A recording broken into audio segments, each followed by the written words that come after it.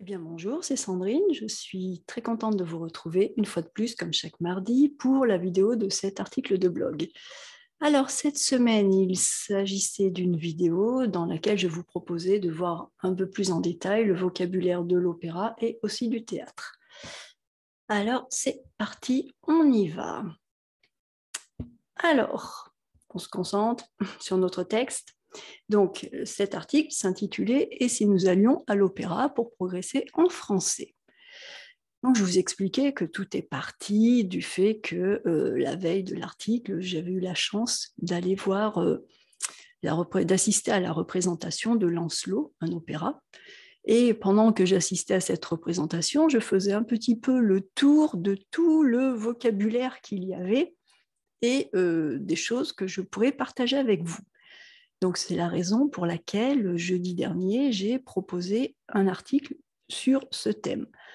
Alors, bien sûr, puisque je vous ai dit que c'était à l'occasion de la représentation de Lancelot, il fallait un petit peu que je vous dise deux mots sur Lancelot. Donc, Lancelot, c'est l'un des chevaliers qui était au temps du roi Arthur et des chevaliers de la table ronde. Donc, les chevaliers de la table ronde, pour vous, comme je vous le dis, pour résumer très très rapidement, parce que c'est beaucoup plus complexe que cela. Donc, pour résumer très rapidement, l'intrigue, c'est-à-dire l'histoire, eh bien, le roi Arthur s'est entouré de fidèles et courageux chevaliers, on peut également dire de valeureux chevaliers, c'est synonyme, pour faire, d'une part, bien sûr, régner l'ordre sur son royaume, mais aussi pour mener la quête du Graal. Alors, le Graal, c'est un objet mythique qui rendrait immortel. Et sauf que ce Graal, on ne sait pas où il est. Donc, on le cherche. Enfin, le roi Arthur et ses chevaliers. Et donc, parmi ces chevaliers de la table ronde, eh bien, figure Lancelot. Alors, Lancelot est jeune, Lancelot est beau et il est courageux. Et bien sûr, Lancelot, qui est jeune, beau, courageux, va tomber amoureux de la reine Guenièvre, qui est donc la femme du roi Arthur.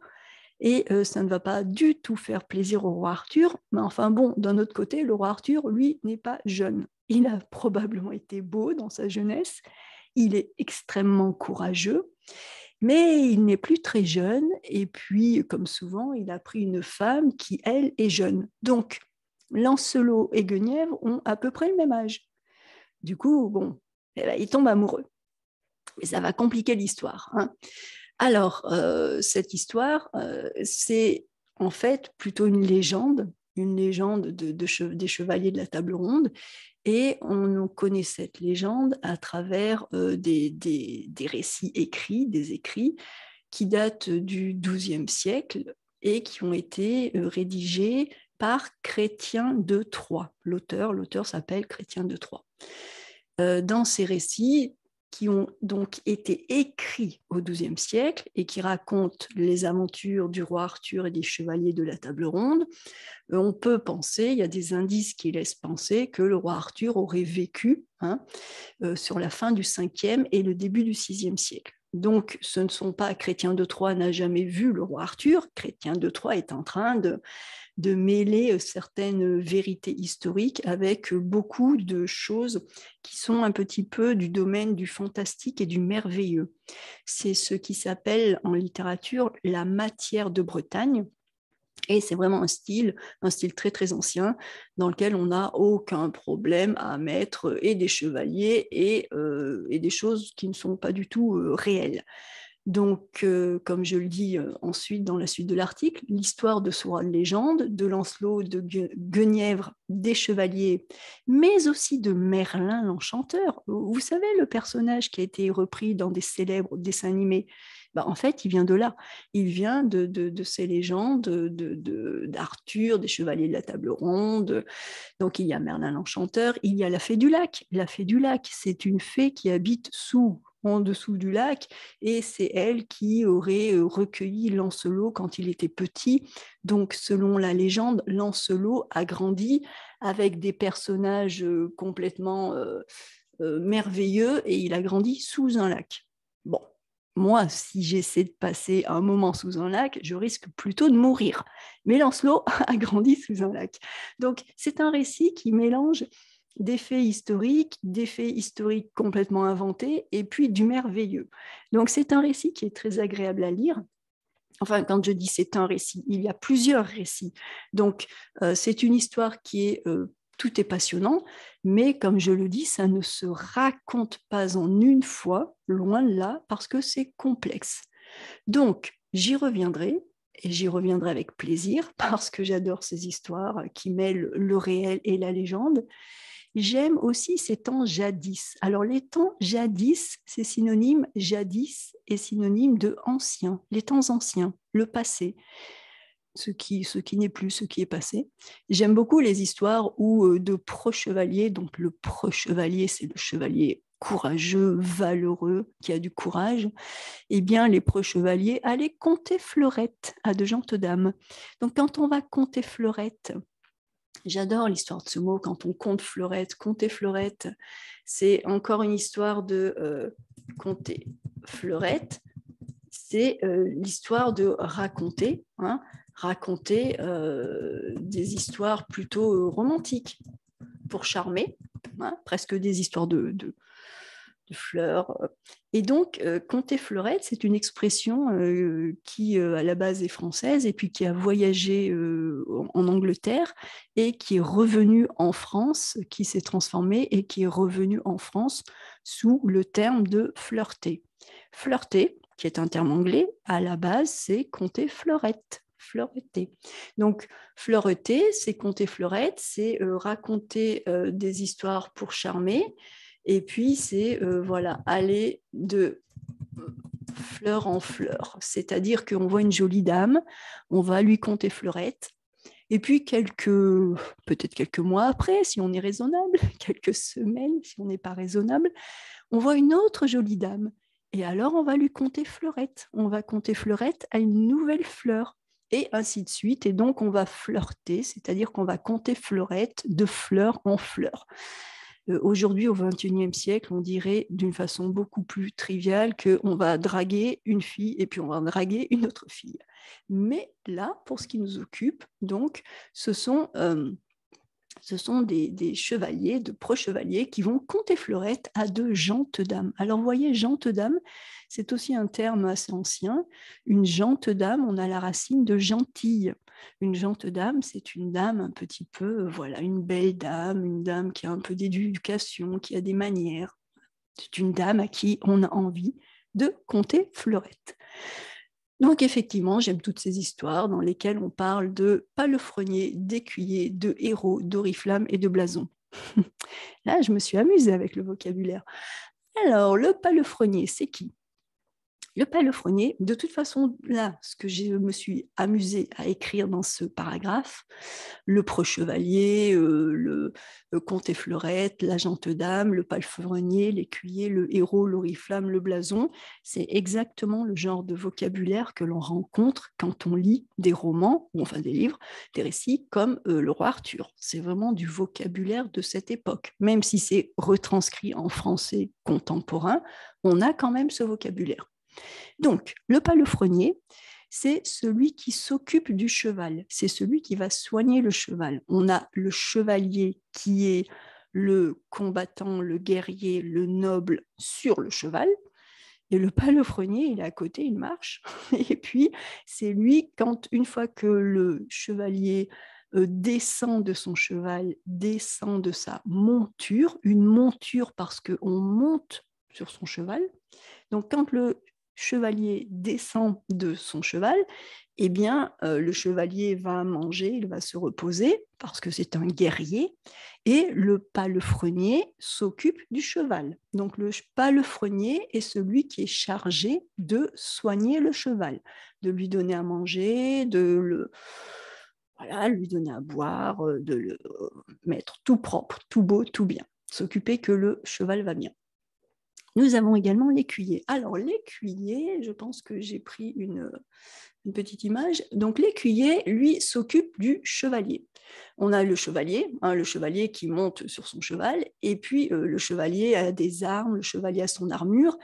Eh bien, un peu comme la gente dame a une dame, des servantes qui l'aident à s'habiller, à se faire belle, eh bien, le chevalier a un écuyer qui va porter ses armes, qui va lui donner son épée, son bouclier pour qu'il puisse aller combattre. Donc voilà, hein, l'écuyer, c'est celui qui aide le chevalier.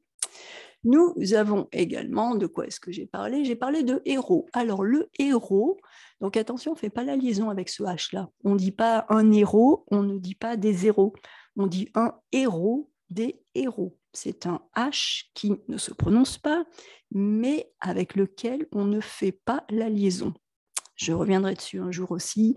J'ai un grand article là-dessus en préparation, rassurez-vous, parce que c'est un point intéressant de la langue française et qui, même s'il ne semble pas logique, est en réalité logique. Donc, je vous expliquerai tout cela un jour dans un article.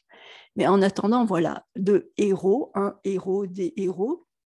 Alors, le héros, c'est le personnage qui est chargé d'annoncer.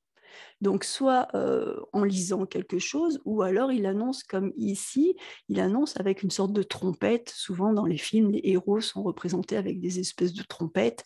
Donc, ils arrivent, ils sonnent leur clairon, leur trompette, ils font un petit peu de bruit, un petit peu de musique.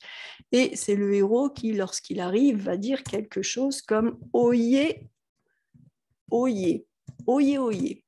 Je ne sais pas si vous regardez des films un peu anciens, un peu anciens, oula, un peu anciens, des films un peu anciens, ou si vous lisez des romans de cap et d'épée, de choses comme cela avec des chevaliers, vous allez sûrement être confronté à ce oyez, oyez. Donc oyez, oyez, cela provient du verbe ouïr, ouïr, ouïr. Et ouïr, ça veut dire écouter, entendre. D'accord? Donc, quand oyez, oyez, c'est une forme qu'on n'utilise plus à part dans les films et dans les livres, hein, mais ça veut dire écouter, écouter. C'est le verbe ouïr à une forme d'impératif. Et le verbe ouïr, si on ne l'entend plus, si on ne l'utilise plus énormément, on l'utilise tout de même dans l'expression, par exemple, j'ai ouï dire. J'ai ouï dire que vous alliez vous marier, par exemple. Ça veut dire littéralement, ça veut dire j'ai entendu dire. Donc, pour la forme j'ai entendu dire, on peut avoir j'ai ouï dire. Et le i a son tréma dessus. Ce n'est pas o-u-i comme quand on dit oui ou non, c'est oui, o-u-i avec tréma qui vient, c'est le participe passé du verbe ouïr. Voilà. Et encore une fois, ce verbe ouïr laisse des traces actuellement dans la langue française avec l'ouïe. L'ouïe, c'est l'oreille. Mais l'oreille, dans le sens, j'allais vous faire une jolie phrase, l'oreille comme l'un des sens. On a l'oreille, l'ouïe, donc on ne dit pas qu'on a une bonne, qu'on a l'oreille. Quand on va citer les sens, on va parler de l'ouïe. Ensuite, on va parler de l'odorat, la vue, le toucher. Et qu'est-ce qu'il y a d'autre encore? J'ai oublié. Voilà. Mais l'ouïe, c'est pour quand on parle des sens. 1, 2, 3, 4, bien sûr qu'il m'en manque. Le goût. Ah là là. Le goût. L'ouïe, l'odorat, la vue, le toucher, le goût. L'ouïe, c'est le sens qui correspond à l'audition, à entendre. Donc voilà, oyez, oyez, c'est le héros qui dit cela quand il va faire une annonce, et oyez, oyez est la forme impérative du verbe ouïr, et le verbe ouïr, on le retrouve dans l'expression j'ai ouï dire, ou alors lorsque l'on parle des sens de l'être humain, ou le sens d'un être, hein, on parle de l'ouïe pour parler de son oreille. Voilà. Donc voilà pour notre héros. Notre héros qui n'est pas le héros, alors ça se prononce comme le héros qui fait des actes héroïques, hein, l'espèce de roi Arthur, Lancelot. À notre époque, on parlerait peut-être plutôt de Superman ou Batman, je ne sais pas. Mais voilà, le héros qui fait des annonces se prononce de la même façon que le héros qui fait des actes héroïques. Voilà pour notre vocabulaire. Et il me manque l'oriflamme. Alors, l'oriflamme, je vous montre l'oriflamme. Donc, l'oriflamme, voilà, l'oriflamme, c'est une sorte de drapeau qui était mis en haut des lances, par exemple, des chevaliers.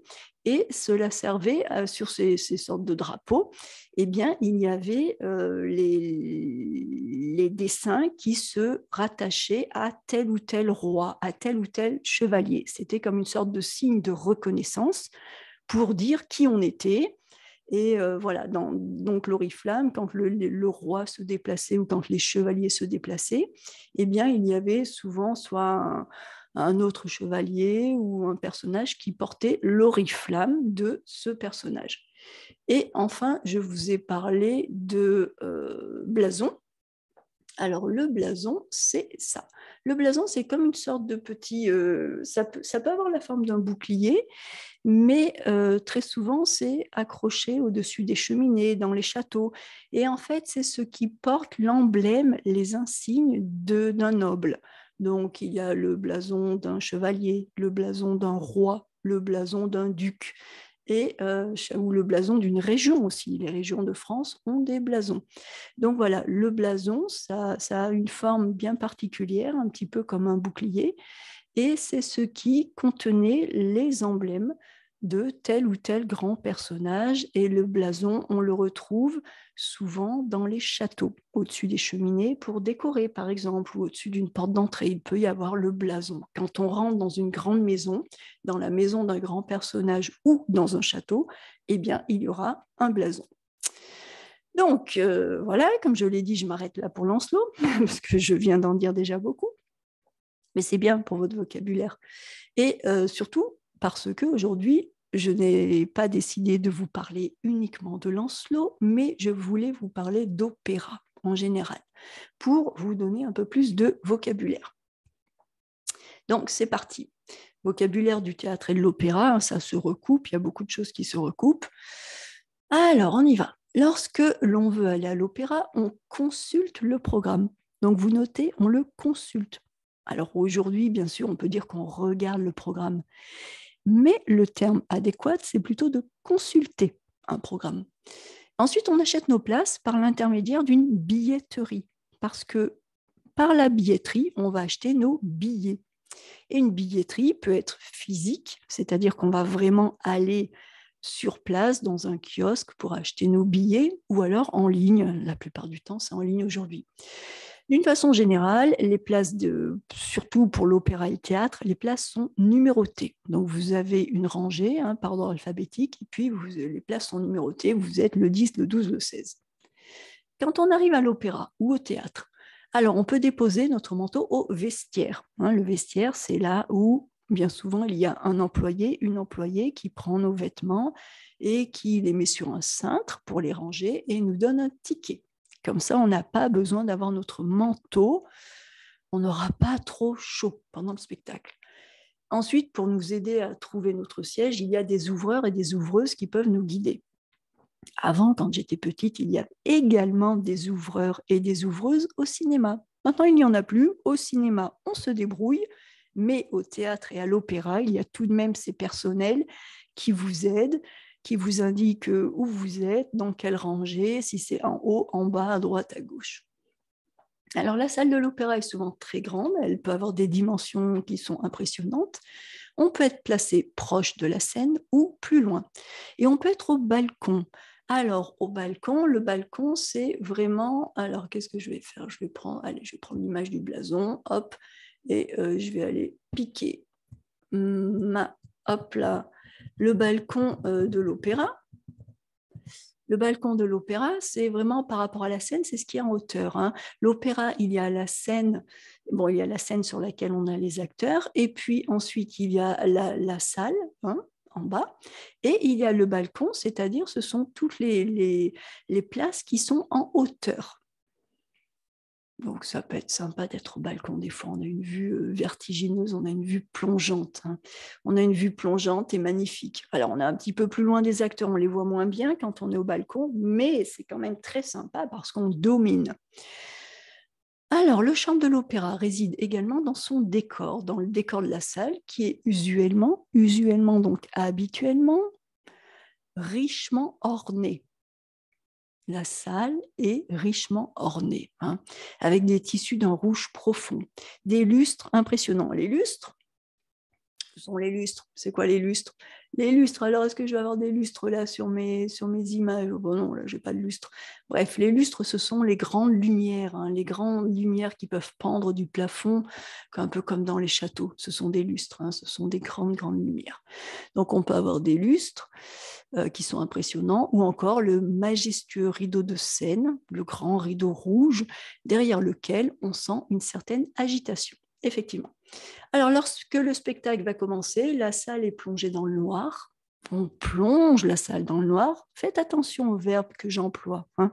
J'ai fait exprès de trouver les bons verbes. Donc, on plonge la salle dans le noir. La salle est plongée dans le noir et le rideau peut enfin se lever. L'orchestre qui accompagne l'opéra est situé dans une sorte de trou. Alors, il ne faut pas le dire trou, c'est juste moi qui vous le mets pour aider au niveau du vocabulaire. Un trou au pied de la scène, et donc ce trou s'appelle la fosse. Donc une fosse, une fosse, hein, c'est un trou. Et là, ah ben non, on ne le voit pas, mais voilà, l'orchestre va être typiquement vraiment au pied de la scène, en bas, dans la fosse. Donc on voit juste des bouts de tête qui dépassent, mais on ne voit pas beaucoup, il est assez caché. Alors un opéra, comme une pièce de théâtre, ça se divise en actes. Et les actes sont eux-mêmes découpés en scènes. Le rideau ne se baisse que entre les actes, parce que c'est à ce moment-là que peuvent avoir lieu les changements de décor. En général, c'est ça, hein, au théâtre ou à l'opéra.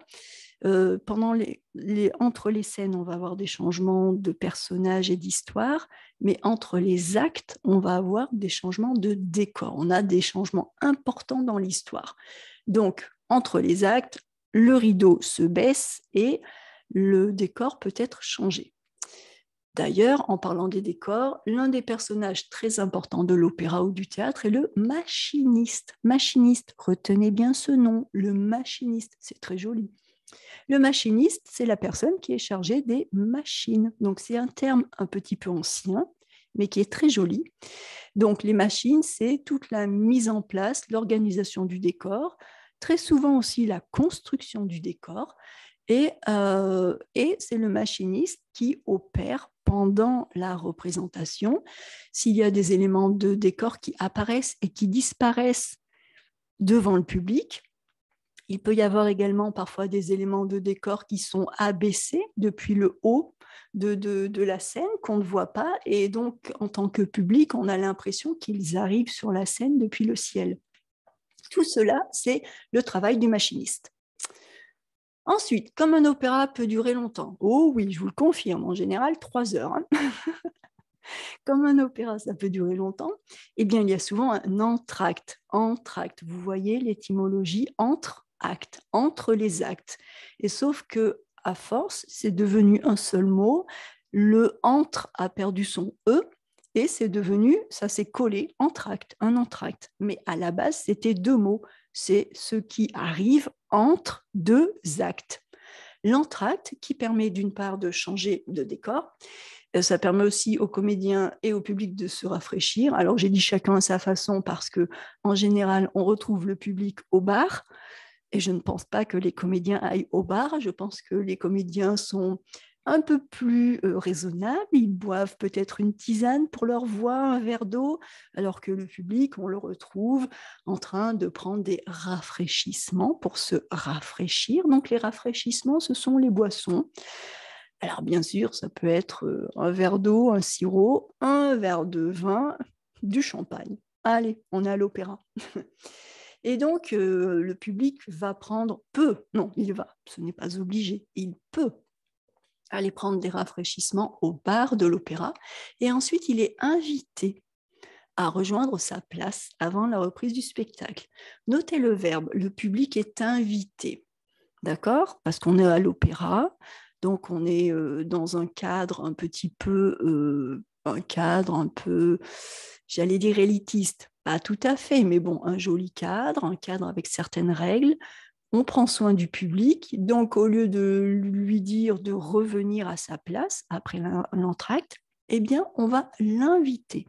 On va l'inviter à regagner sa place. On va l'inviter à rejoindre sa place. On va l'inviter à s'asseoir. On va l'inviter à se taire. Voilà. On va l'inviter à éteindre son téléphone. Donc voilà, on l'invite à rejoindre sa place avant la reprise du spectacle. Inviter, c'est une formule très diplomatique pour dire qu'on vous demande de faire quelque chose. Et sur scène, pendant la représentation, alors que les acteurs chantent, les spectateurs bénéficient d'un livret. Alors le livret, c'est le petit livre qui résume l'intrigue. Et il y a également des surtitres. Donc les sous-titres, c'est ce qui est en dessous de l'écran quand on regarde la télévision. Mais à l'opéra, les acteurs sont sur scène et en dessous de la scène, il y a l'orchestre. Donc si on met des sous-titres, on ne sait pas où on va les mettre. Il n'y a pas de place. Donc on met des surtitres tout en haut du rideau, en haut de la scène. Et donc les acteurs, pas du tout, les spectateurs peuvent avoir une vue d'ensemble de la scène, des décors, des acteurs, des comédiens et de l'orchestre. Et en même temps, ils peuvent juste d'un petit coup d'œil voir les surtitres. Et le but de ces surtitres et de ce livret, c'est d'aider à la compréhension des paroles parce que la langue chantée n'est pas toujours facile à comprendre. Elle n'est pas aisée à comprendre, même si les comédiens articulent extrêmement bien. Quand même, moi j'ai un mal de chien, c'est-à-dire que c'est très difficile. Quand on a un mal de chien, c'est difficile. Moi, j'ai un mal de chien à comprendre ce qu'il raconte. Heureusement que c'est surtitré.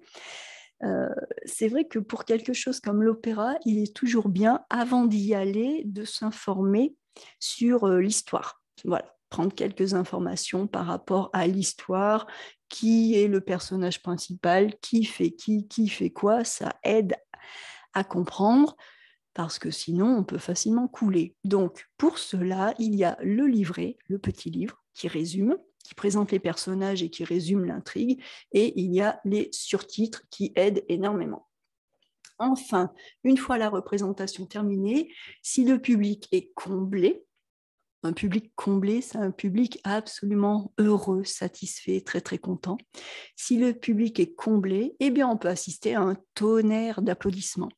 Alors le tonnerre, normalement, c'est ce qu'il y a quand il y a des orages. Le tonnerre, c'est le gros bruit qui est après l'éclair. C'est dans le bon sens, c'est ça. C'est d'abord l'éclair. L'éclair, c'est la lumière qui va zébrer le ciel. Et puis ensuite, il y a le tonnerre, c'est le gros bruit qui nous casse les oreilles, qui peut nous faire peur. Et donc, dans un spectacle, lorsque le public est extrêmement content, lorsqu'il est comblé, lorsqu'il est ravi, cela peut donner lieu à un tonnerre d'applaudissements. Un tonnerre d'applaudissements, c'est-à-dire qu'on applaudit, on se fait mal aux mains. À une ovation. Une ovation, alors la différence, le tonnerre d'applaudissements, c'est qu'on est juste en train d'applaudir avec nos mains. Voilà. J'espère que je n'ai pas applaudi trop fort dans vos oreilles. On applaudit, on tape dans nos mains. Une ovation, c'est quand on est littéralement en train de crier bravo, c'est quand on peut se mettre debout. Voilà, l'ovation, ça va être de dire bravo ou de dire autre chose de positif et peut-être de se mettre debout. Voilà, tout ça, c'est une ovation. C'est vraiment tout ce qui montre à quel point on apprécie la représentation. Et les comédiens se retrouvent tous sur scène pour saluer le public. Alors pour saluer le public, ils font une révérence. Voilà, on salue le public, on s'incline quand on fait une révérence. Voilà pour ce que j'avais à vous dire. Donc, voilà pour... Je sais pas où je suis. Hop, là, je reviens. Là, je suis complètement dans le soleil, vous ne me voyez plus. Donc, voilà pour cet article. J'espère que ça vous a aidé à mieux comprendre. J'essaie de me mettre... Non, décidément, j'ai le soleil. Ça ne marche pas. C'est pas grave. Donc, voilà pour cet article. J'espère que ça vous aide à bien comprendre, à avoir plus de vocabulaire. Et puis, j'espère que la vidéo vous aide vraiment à comprendre l'article bien mieux.